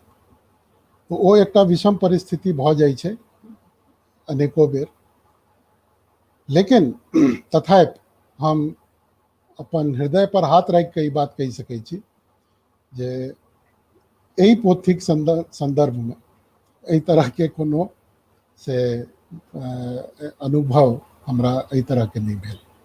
आ ताहि लेल हम खास कऽ कऽ नारायण जी के आ भाई अजीत जी के हम धन्यवाद दै छियनि जे एकटा एहन संग्रह अहाँ लोकनि समाजक सामने प्रस्तुत केलहुँ हैं, विशेष कऽ नारायण जी के, कियाकि बात तऽ जे छनि से हुनके छनि। एहिमे कनि आगू बढ़ी ताहिसँ पहिले हम एकटा बात से शुरू करब जे बात गुंजन जी कहने रहथि, हालांकि ई हुनकर महानता छनि जे ओ कहै छथिन जे तरहत्थी पर समय से आगू हुनका बुझेलनि पेंटोक्रेसीक विरुद्ध। हम कहै छी एकटा पाठकक रूप में जखन हमरा लग दुनू किताब आबि जाय तहन हमरा कोन आगू लागत, कोन आगूक लागत, कोन पाछूक लागत। अभी एहन स्थिति भऽ गेल छै जे हमरा लग एकटा बाटी में रसमलाई राखल अइ आ एकटा में रसगुल्ला राखल अइ, आ हमरा केओ कहैया एहिमे से अहाँके जे आगूक बुझाइए सएहटा अहाँ खा सकै छी। आब हमरा एना जे कहि देत से बुझू जे हमरा तखन इच्छा हैत जे ई बाजऽ वाला के मुड़ी मचोड़ि दिए, ओहिमे कोन समस्या छै, हम दुनू किया नहीं खा सकै छी। दुनू मीठ छै, दुनू मिठाई छै, दुनू हमरा नीक लगैए, ताहिमे आगू पाछू वाला कोन बात भेलै। तैं ओहि बात के काट करी। आब अभी वस्तुतः एहि पोथी पर पेंटोक्रेसीक विरुद्ध ई जहन शीर्षक हमरा लग आयल, संभवतः एकरा हम पहले फेसबुके पर देखने रही कतौ, तऽ एकटा होइ छै जे अहाँ शीर्षक देखला के बाद में अहाँके मोन में एकटा चित्र बनि जाइए नया से जे ई जे संग्रह छै से एकर थीम जे छै से एहि तरह के हेतै। तो हमरा की बुझायल ओहि समय में पेंटोक्रेसी शब्द चूंकि एहि पर कहियो ध्यान नहीं देने रहिए, आब ई नारायण जी एकरा एकर जन्मदाता छथि शब्दक के, से पहिलेहो केओ एकर प्रयोग केने से हमरा नहीं बुझल है, लेकिन हमरा लग ई जे छै से एकटा नव शब्द के रूप में आयल आ हम एकरा सोझे डायरेक्टली हमरा भेल जे अमेरिकाक जे रक्षा तंत्र के जे एकटा हेडक्वार्टर छै पेंटागन, ई ताई से संबंधित तऽ नहीं छै। जहन पोथी आयल सामने में आ जहन हम पढ़लहुँ संजोग से पहले की जे कविता छनि से एहि विषय पर छनि, तहन बात स्पष्ट भेल आ हम ई बुझलियै जे ई एकटा देश पर नहीं, ई एकटा अलगे तरहक तंत्र पर ई जे छै से एकटा प्रहार छै। आ ओ जे तंत्र छै जकरा ई पेंटोक्रेसी कहलखिन हैं से एकटा एकदम सुगंधित जकरा कहै छै फ्रेश ताजा हवा के झोंका जेना हमरा लग आयल। चूँकि एहि विषय पर से कविता, हालांकि लेख आलेख सब में छै बहुत रास, लेकिन कविता में खास कऽ कऽ मैथिली कविता में से एकटा देश के विरोध में कि एकटा साम्राज्य के विरोध में तऽ बात भेल छै, लेकिन एकटा एहि तरह के एकटा गुट के विरोध में या गुट पर एकटा कविता से हमरा सोझा में पहिल बेर पड़ल रहे। ई हमर अपन लिमिटेशन सेहो भऽ सकैए जे केओ आरो लिखने है तऽ हम एखन धरि नहीं पढ़लहुँ हैं, लेकिन हमरा सामने में जखन आयल तऽ हमरा बहुत आनंदित केलक, आनंदित तक केलक शुरू में, लेकिन तकर बाद जे छै से आंदोलित केलक। हमरा लगैए कविता के सफलता एही में छै जे ओ अहाँके कते आंदोलित कऽ सकल। तऽ ठीके एकटा ई बात छै जे एकटा 5टा देश मिलकर दुनिया के इस संसार के चलेते ओकर नीति निर्धारण करते बाकी सब बैस कऽ ओकरा जे छै से ओकरा स्वीकार करते ई कोन तरहक कृषि छै। हम सब जतऽसँ जन्म लौं जाहि देश में जन्म लेलहुँ संजोगसँ स्वाधीनताक बादे जन्म लेलहुँ ताबे तक एक डेमोक्रेसी नाम के चीज आबि गेल रहे। भारत एहि शब्दसँ परिचित भऽ गेल रहे, भारतीय लोक सब एहि शब्दसँ परिचित भऽ गेल रहे, तंत्रसँ परिचित भऽ गेल रहे, तखन हमर सबक जन्म भेल। तो हम सब इएह देखैत एलियै जे हमर डेमोक्रेसी अइ, हम अपन हिसाबसँ अपन देश के चलबै छी। लेकिन जहन ई पेंटोक्रेसी वाला बात अबै छै तऽ कि वस्तुतः हम एकरा अपन हिसाबसँ चला पाबि रहल छी। अहाँ अंतर्राष्ट्रीय बात सबके छोड़ि दियौ जे एकटा देश के दोसर देश पर, भारत के कोनो आन देश पर से की प्रभाव पड़तै ओकरा एखन छोड़ू। हम कहै छी जे भारत के जे नीति सब छै तकर ओकर अपने हमर अपने देश में ओ नीति सब कते प्रभावी रूप से हम लागू कऽ सकै छी, तकरो प्रभावित करऽ ला एकटा पंच बैसल है कतौ, आ तकर क्वालिफिकेशन की छै, तकरा के चुनलकै है। भाई अजीत जी अपन आरंभिक जे वक्तव्य रहे संचालकीय वक्तव्य ताहिमे ई पॉइंट के ओ रखने रहे जे कोन आधार पर ई 5टा किया है, यह 5टा किया, आ ताई के अंदर में जहन वो बात अबै छै एकटा वीटो वाला तहन तऽ फेर ई एकरा आर जे छै से कॉम्प्लिकेट कऽ दै छै सब चीज के। सबसे पैघ समस्या ई छै जे नहीं आई अहाँ एकटा समाज के रूप में, एकटा वैश्विक समाज के रूप में हम सब भऽ सकैया जे कहि सकै छी जे हम सब आर आगू बढ़ि चुकल छी, कनि आर प्रौढ़ भऽ गेल छी, तऽ एहि पर विचार करी आ देखिए जे यह 5टा किया तऽ छठम किया नहीं, तऽ अब ई छठम किया नहीं तकर निर्णय सेहो वह 5टा करते, इहो एकटा समस्या छै कियाकि वो वीटो छै। 5 में से 4टा कहते जे नहीं भारत के जे छै से सिक्योरिटी काउंसिल में आबऽ के चाहिए, लेकिन वो 5म चीन कहि देते नहीं आबऽ के चाहिए तो नहीं आबि सकै छी। तऽ एकरो निर्णय वो 5 करते, तब में परिवर्तन के कोनो संभावना देखा में नहीं अबैया। तो ये एकटा बहुत मने विलक्षण एकटा विषय पर हिनकर जे छै से पोथी संग्रह शुरू होइ छै आ तहन क्रमशः आगू बढ़ी जाइ छै। आदरणीय श्री रोशक जनकपुरी सर से हम एहि बात पर बिल्कुल हम हुनकर एकमत होइ छी जे अंत में किछु कविता सब जे छै से कनि अतखिज्जू जेना बुझाइ छै।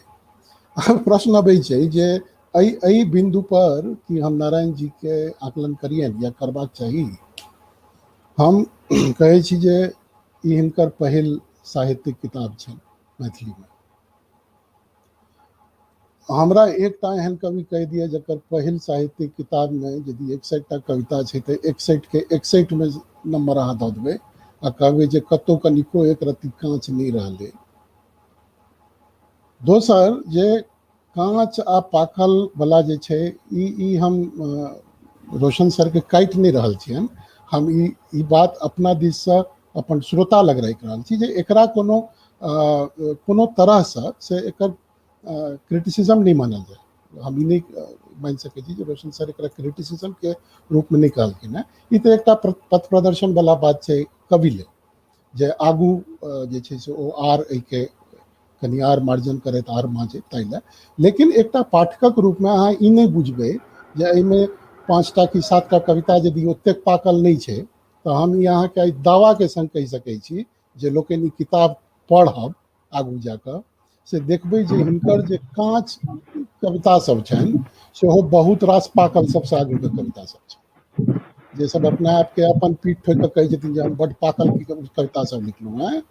तऽ से जहन अहाँ पढ़बै तऽ अहाँ रोशन जनकपुरी सर के जे बैठखारा छनि ने तो ओहि चश्मा लग ओहि बैठखारा लग तऽ हम सब तऽ ठठबे ने करै छियै। नहीं ओ बैठखारा ओ जे छै से असल में ओ हुनकर जे पैरामीटर छै ने से जांच करे के ओते टेस्ट करे वाला जो छै ने से बहुत हाई क्वालिटी के छै। तहन जहन ओ कहै छथिन तऽ एकर मतलब छै जे ओ हुनकर कहबाक उद्देश्य रहल हेतनि जे कवि लग एतेक 30-35 टा कविता एहि श्रेणी के छलैया तऽ ओहिमे से ओहि श्रेणी से कने कम के श्रेणी चले से हमरा बुझने से कहबाक नहीं उद्देश्य रहल। से हमहूँ कहलहुँ हैं। आ तकर जे कारण छै, तकर पाछू के जे हुनकर अपन तर्क बा कोनो जे जाहि कारणे ओ ई बात कहलखिन से नारायण जी बहुत बढ़िया से बुझि रहल छथिन।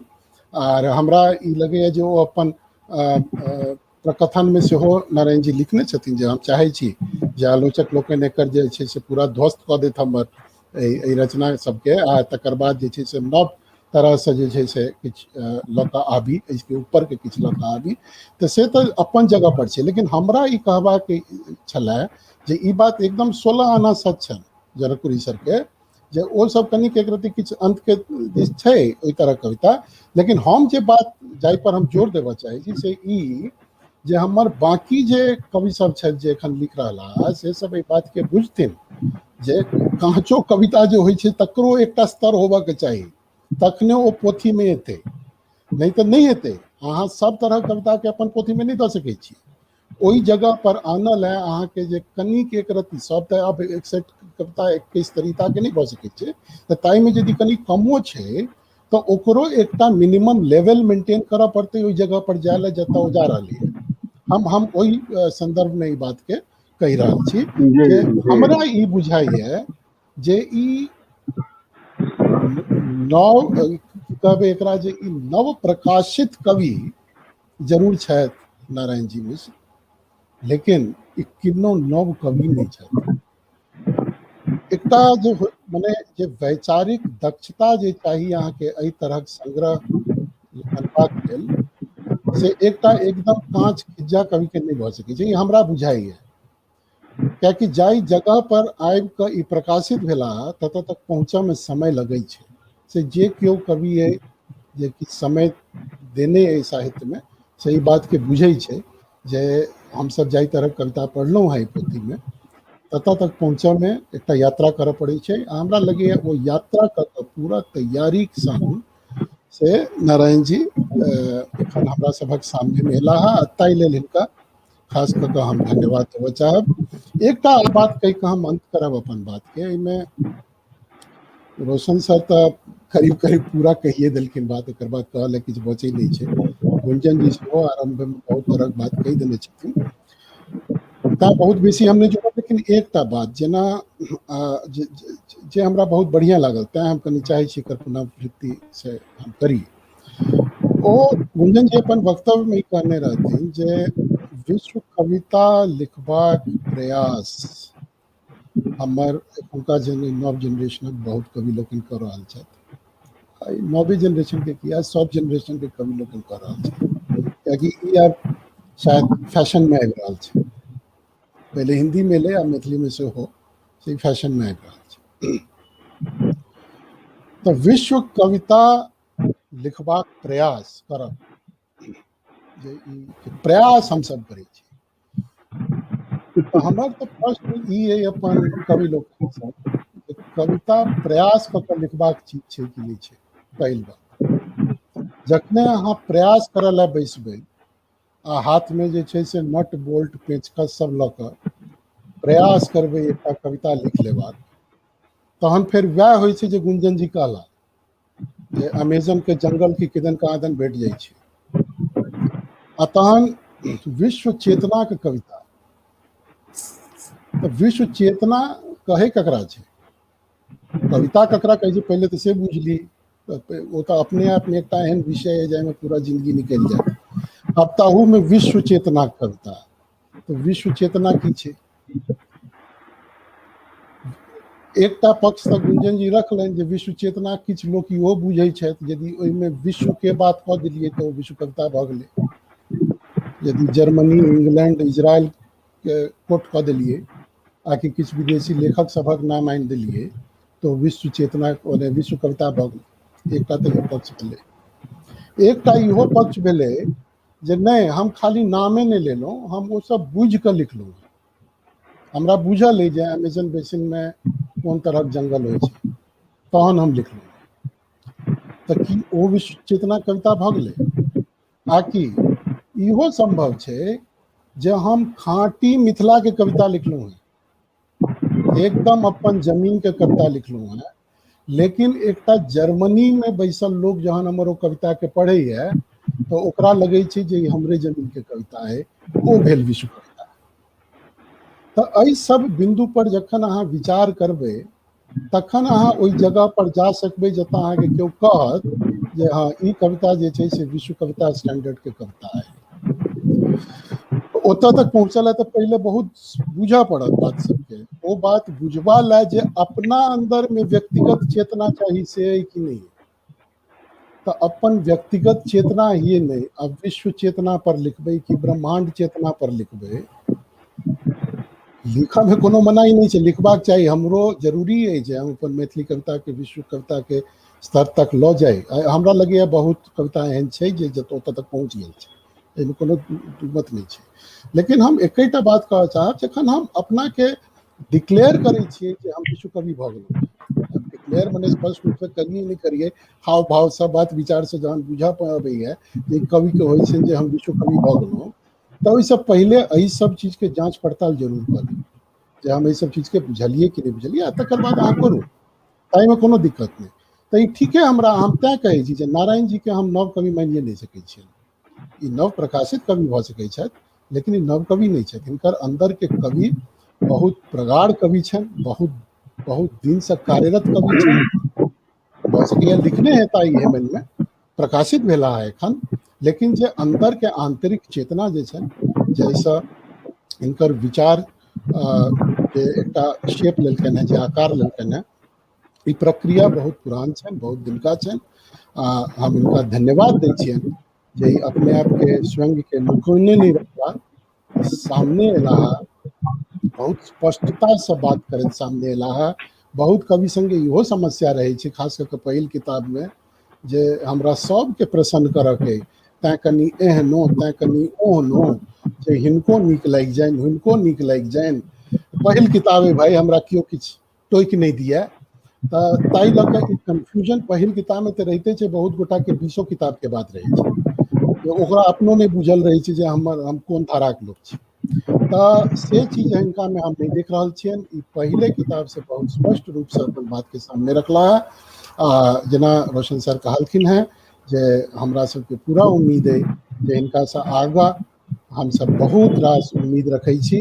कतौ कन्फ्यूज नहीं छथि, तैं हम ते नारायण जी अहाँके कहब, हालांकि समीक्षा नहीं छै, लेकिन हम ई कहब जे अहाँके ई कविता सबके ध्वस्त करबाक कोनो प्रयोजन नहीं छै। ई सब अपन अपन जे है से जमीन पकड़ने ई कविता सब, एकर बाद के कविता सब सेहो हम सब अहू सब बढ़िया देखी, तकर कामना हम सब जरूर करै छी। ताहि प्रयास चलैत रहे, जारी रहे। मैथिली कविताके लेल, मैथिली साहित्यके लेल हमरा लगैए एकटा ई शुभ संकेत है जे नारायण जी मिश्र हमरा सबक सामने एकटा कविक रूपमे उपलब्ध भेल छथि। बहुत बहुत धन्यवाद अहाँ सब गोटा के हमरा सुनबाक लेल। बहुत बहुत बधाई नारायण जी पोथीक लेल। जी भाई, बहुत बहुत आभार। ठीके, ई संग्रह जे छै से पढ़बा योग्य छै, और सीनियर सबके सेहो एहि कवि के किताब के पढ़क चाही। से और जे जूनियर सब छथि तिनको ई पढ़क चाही, नारायण जी मिश्र के कविता। और इनकर कविता केवल कविये सबके नहीं पढ़क चाही, आनो लोग सबके पढ़क चाही आ बुझक चाही। ऐसे पहले कि हम आब मनीष अरविंद के प्रतीक्षा करब बंद कऽ दी आ अपन कवि नारायण जी मिश्र से सीधे सुनी, हम किछु नाम सब कहऽ चाहब जे एखन एकरा बहुत तन्मयता से सुनि रहला अछि। हालांकि हमरा स्क्रीन पर तऽ से नहीं देखा पड़ि रहल अछि, कखनो कखनो कोनो कोनो नाम अभरैत अछि, तथापि जेना से अमरेश कुमार लाभ जी, श्रीधरम जी, पूजा रत्नाकर जी, कुमार पद्मनाभ जी एखन आबियो रहल छथि, जे घड़ी ने मधुबनी पहुँचला अछि। डॉक्टर संतोष कुमार झा जी, प्रहरी जी, प्रभंजन कुमार राहुल जी, अनमोल झा जी, ई सब एकरा देख सुनि रहल छथि। सबके सब प्रशंसे कऽ रहल छथिन। केशव कर्ण जी, प्रकाश झा NSD ओहो देख रहल छथि, आशुतोष कुमार ठाकुर देख रहल छथि,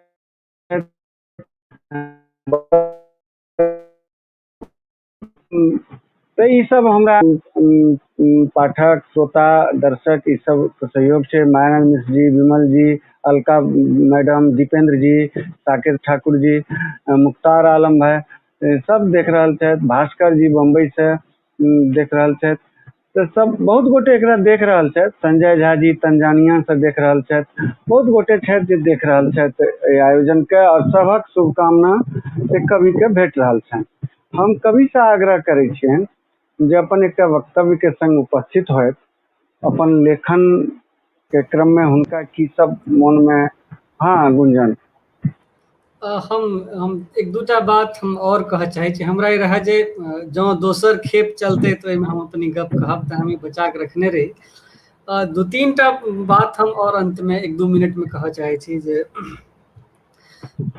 जँ किनको ई मने देखबाक हुए मैथिली कविता में आ ओकर जँ अपने उदाहरण देखऽ चाही तो अपन विराट व्यक्तित्व में, अपन विराटता में केना अहाँ से कोमल स्वभाव के मेंटेन राखि सकै छी, विराट भेला में केना अहाँ कोमल भऽ सकै छी, से नारायण जी के कविता में पेज नंबर 46 पर अपने देख सकै छी जे कवि जखन विराट होइ छै आ कतेक कोमलता के संग होइ छै, तो से अपने के ओतऽ भेटत।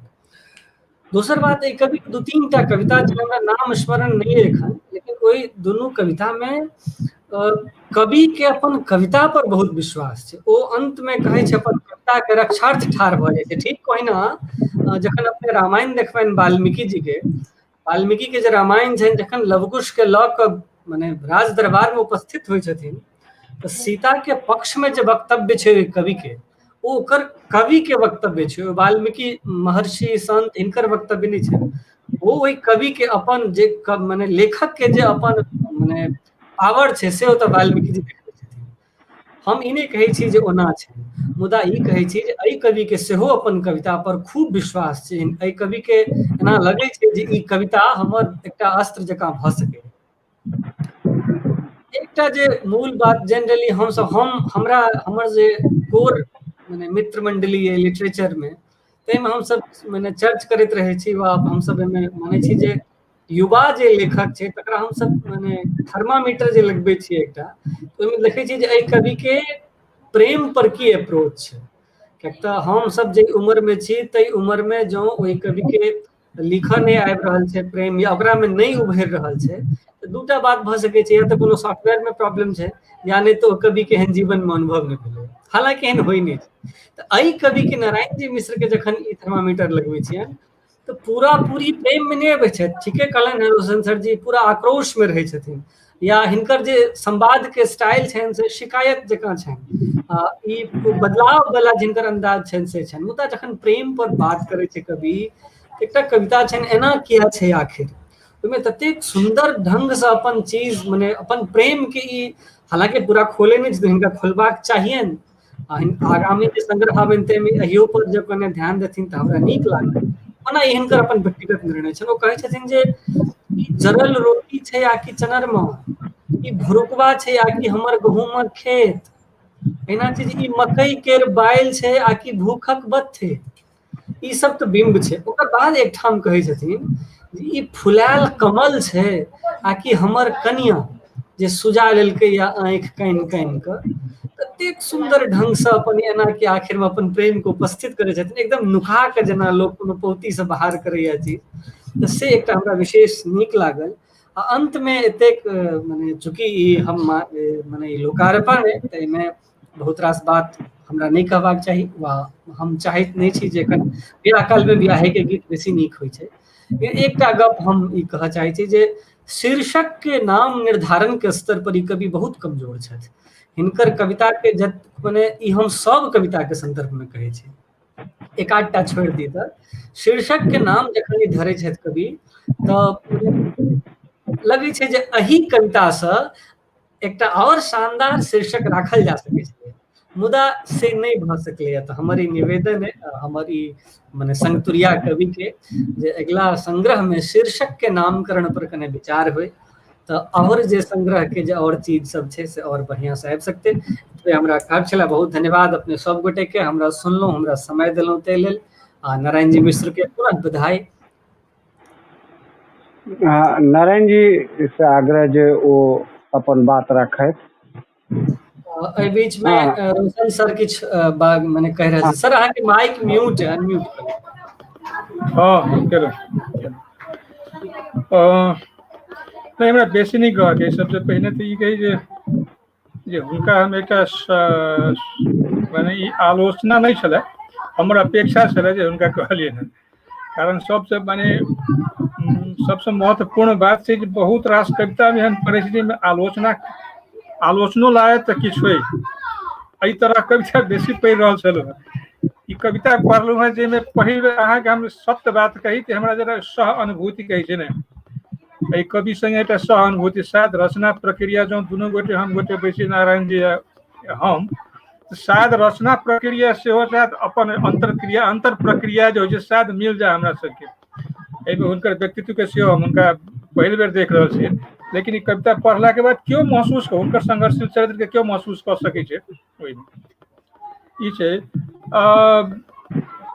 की कहै छै कि ठीके अहाँ कहली जे माने हिनकर अपन एकटा छै, ई तऽ माने हवा है, एक नया सुखद हवा जे कहै छै ने मैथिली साहित्य में, से हम ये महसूस कर सकै छी। पता एहि दुआरे जेना वो कहलखिन है की कहै छै अजीत भाई जे कहीं बेसी अथी भऽ जेता, ताहि दुआरे बधाई अखन बचा कऽ रखने छी, तहन अपेक्षा हुनका से बेसी अवश्य ई एते कहबा। आ दोसर ठीके कहलखिन वो अहूँ का आदर्श कवि छथि पास, आ हमरो आदर्श कवि छथि पास। हमर पहिलुके संग्रह में पास पर एकटा कविता छै, तो पास के एकटा पंक्ति छनि, काव्य पंक्ति छनि कि जा पहले मेरी शिकायत के काबिल हो के से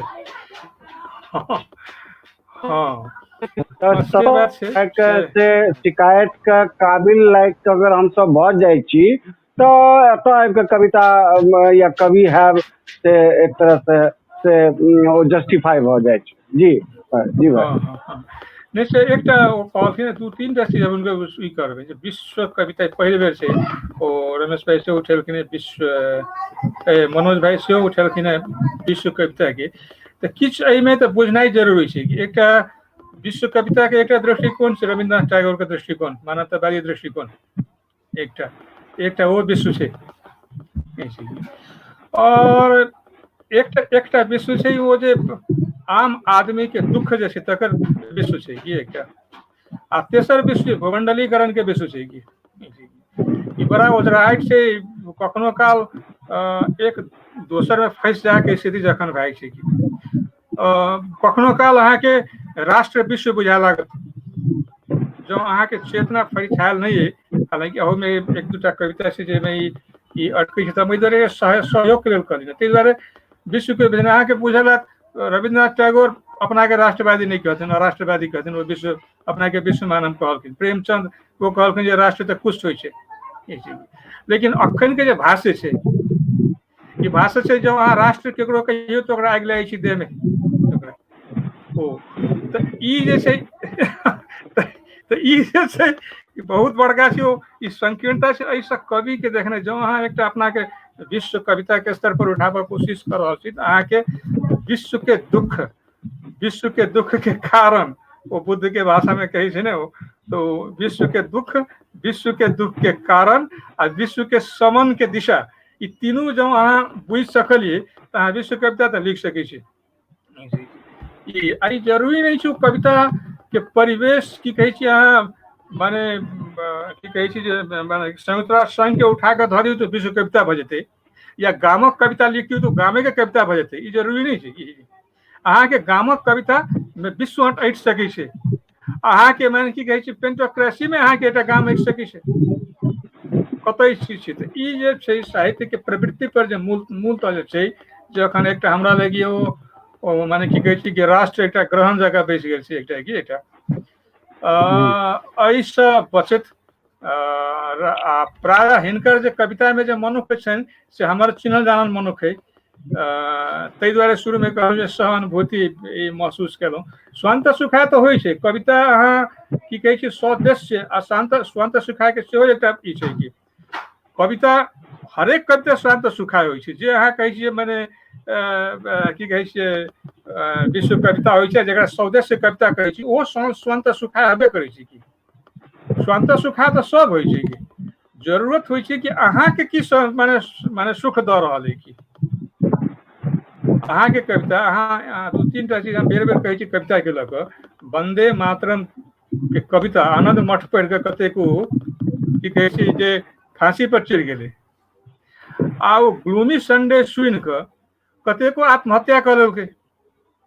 अहाँ जँ कहबै जे कवितामे उद्देश्य नहि होइ छै, कवितामे प्रभाव नहि होइ छै, ई तऽ अहाँके ई मने शुतुरमुर्गीपन छै कि अहाँ आँखि बंद कऽ लेलहुँ सौंसे दुनिया अन्हार भऽ गेलै ई बुझनाइ छै। कवितामे प्रभाव तऽ होबे करै छै कि ई अहाँके अज्ञानता अछि, अहाँ बुझै छियै नहि होइ छै कि ओहो कवि जे मने जिनका कविता नहियो लिखऽ अबै छनि ओहो लिख दै छथिन तऽ ओहूमे प्रभाव बनि जाइ छै कि कविता के सचेतता जे हम कहलहुँ सौदेश्य प्रति के जे सौदेश्य किया होबक चाही कविता, सौदेश्य से प्रति हितकर किया होबक चाही कविता, एकर पाछू इहे कारण छै कि अहाँ जे ई नहि बुझै छै कोनो ने कोनो पक्षमे ठाढ़ तऽ भए जाइ छै।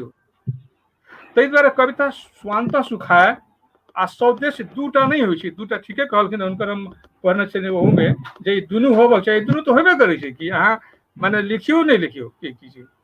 तथापि ताहि दुआरे ई छै कि अहाँके कविता केकरो फंसरी लगवला ई नहि कऽ दै। हाँ, आत्मोत्सर्ग करऽ के लेल सही चीजमे आत्मोत्सर्ग करऽ के लेल अहाँके प्रेरित करे ई सकारात्मक छै।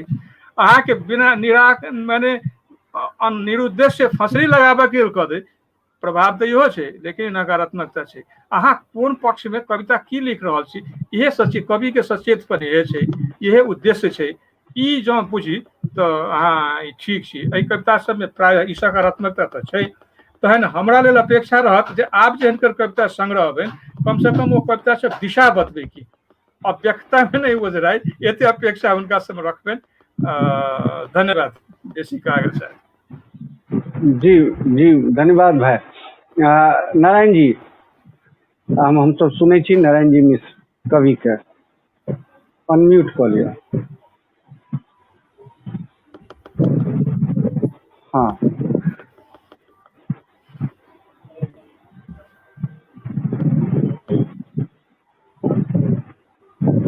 आवाज नहीं है भैया अहाँके, अनम्यूट करू ना, अनम्यूट। हाँ हेलो जी।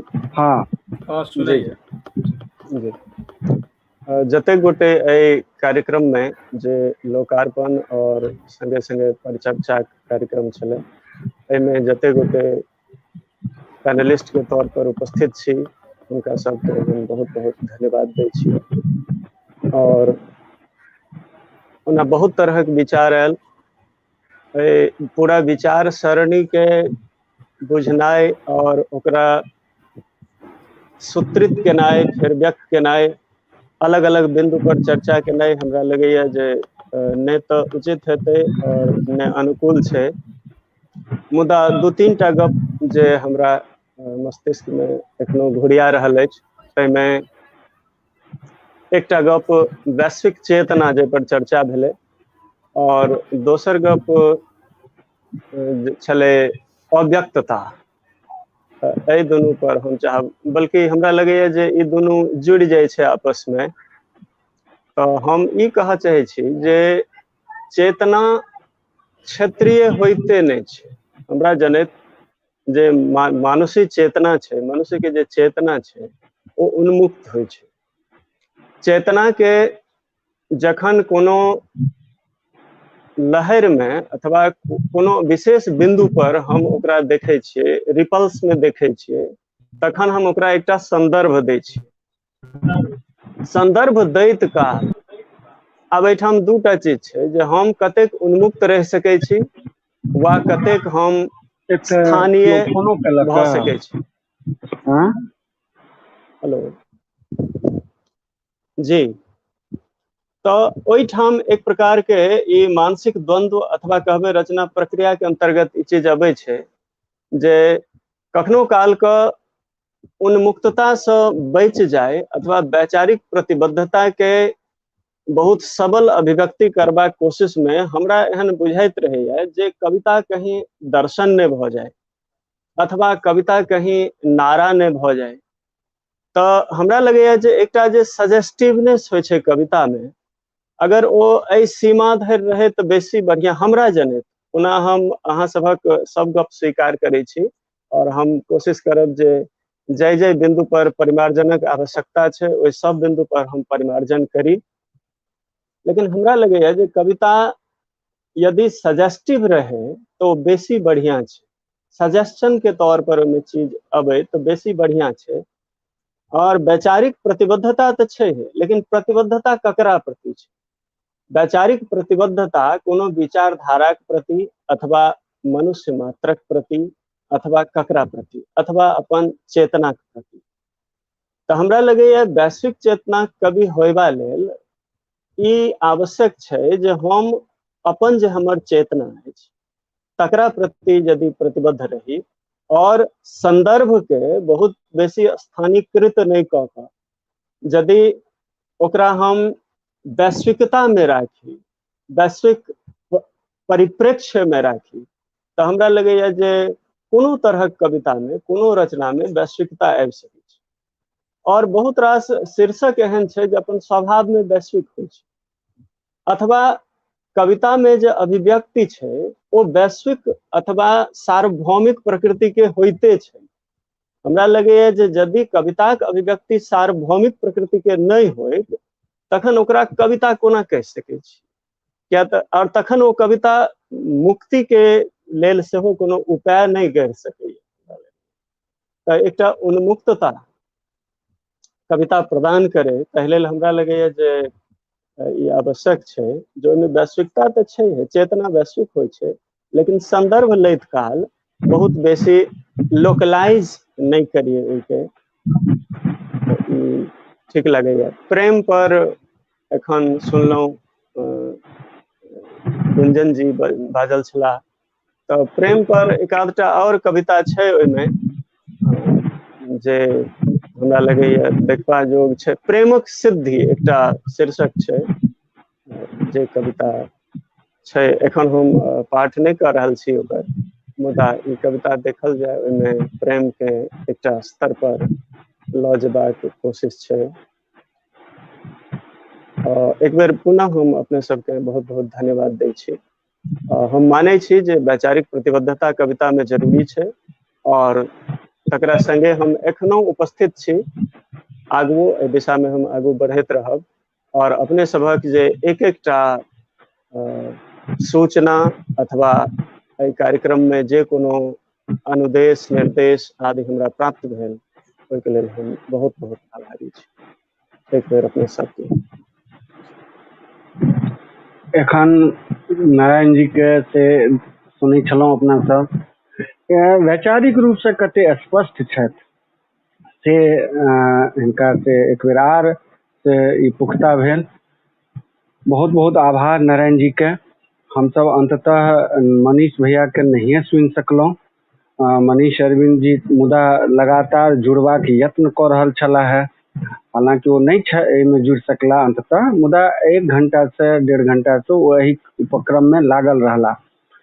शुभेंदु शेखर जी लिखे छै, दर्शन सेहो जीवनक अंग छियै, कविता जो दर्शन भ जाए तऽ की हर्ज। कवि अरवैध के तऽ नहीं लिखे छथि, ठीके कहै छथि।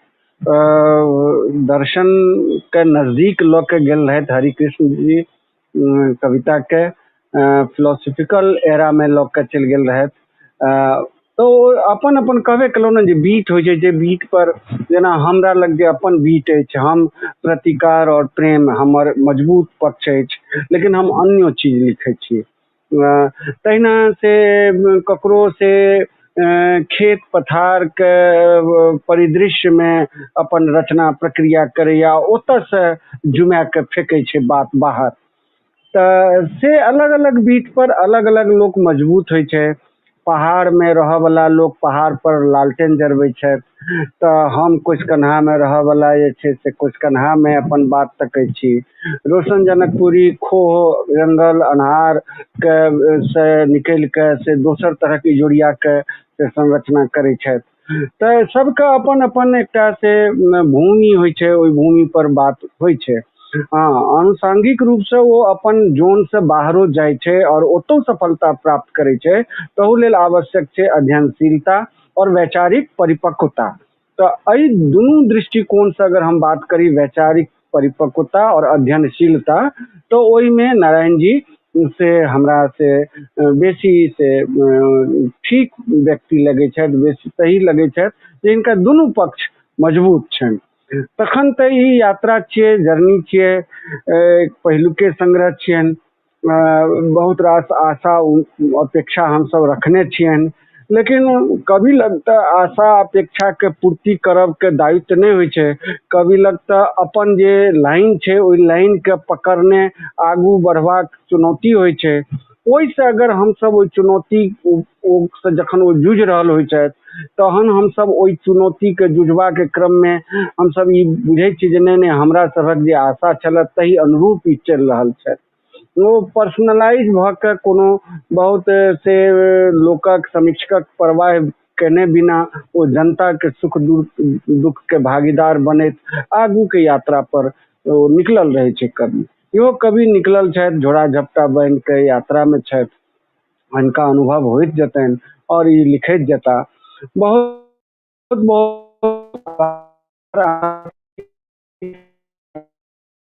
चर्चा के एकटा एहिमे बहुत रास बात एहन एलैया, खास करके विश्व कविता के संदर्भ में।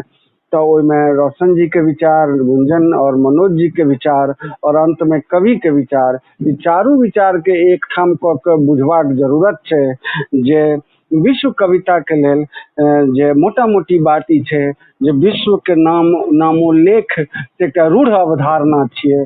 ओहि रूढ़ अवधारणा से कोनो कविता के वैश्विकता के संपुष्टि नहीं होइ छै।